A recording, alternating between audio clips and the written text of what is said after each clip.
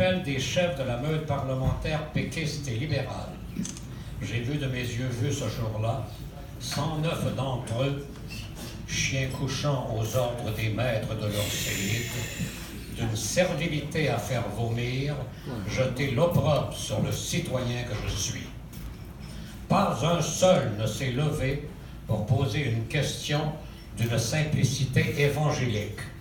Pouvons-nous prendre connaissance des propos que nous sommes appelés à condamner? Motus et bouche cousue des 109 députés qui siégeaient à l'Assemblée nationale. Je les ai vus sortir d'une boîte à ressorts et condamner des propos dont aucun n'a lu un traître mot. Tous ont renoncé à leur libre arbitre et à l'exercice de leur jugement aplati, muet, rampant, avachi devant l'impérium des chefs de violer impunément les droits fondamentaux de la personne, qui sont liberté d'expression, comparution de l'intimé, lecture de l'acte d'accusation et réponse de l'intimé, procès en bonne et due forme, suivant la règle millénaire de l'audition des parties, où l'on dit en latin adi alteram partem. Tout cela me fut refusé mesquinement. Qu'avais-je donc dit, juste ciel, pour subir cet écartement obscène sur la place publique? La motion maudite dénonce, et je cite, les propos inacceptables à l'égard des communautés ethniques et en particulier à l'égard de la communauté juive tenue par Yves Michaud à l'occasion des audiences des États généraux sur le français à Montréal.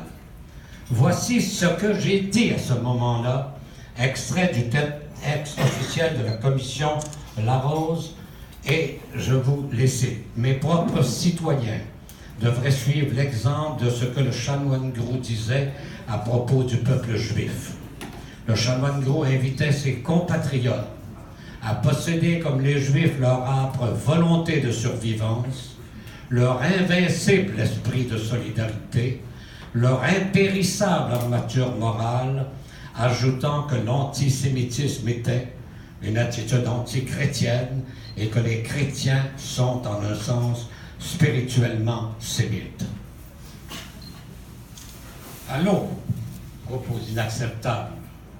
Allô, motion de blâme, allô, indépendance des élus de la nation. Il y a des jours, disait quelqu'un dont je ne me souviens plus du nom, où je suis étonné de la stupidité des hommes, mais stupéfait qu'elle n'aille pas plus loin.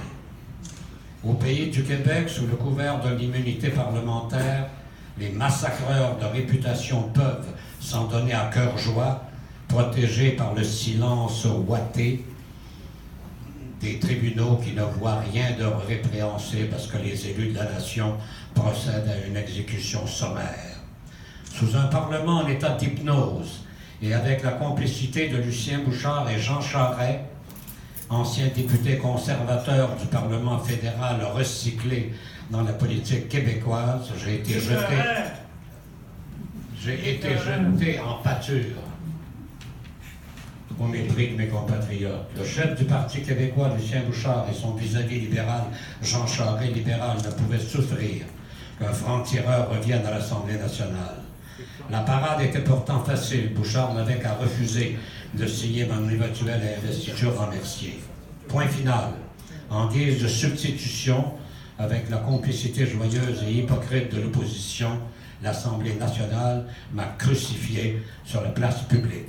17 ans se sont écoulés et une dizaine de députés participant à la curée du 10 décembre 2000 ronflent encore dans leur fauteuil capitonné comme si rien ne s'était passé. 17 longues années sans que l'Assemblée corrige ses règlements qui permettent des assemblées du genre de celle dont j'ai été la cible. M. Bouchard et Charest, vous vous êtes comportés de façon malpropre à mon égard. J'ai essayé sans succès d'oublier votre rancœur à mon endroit. Vous ne vous êtes pas grandi en cherchant à me déshonorer. Le 14 décembre 2000, vous avez dépassé les bornes de la décence et de la justice. Vous avez assombri ma vieillesse.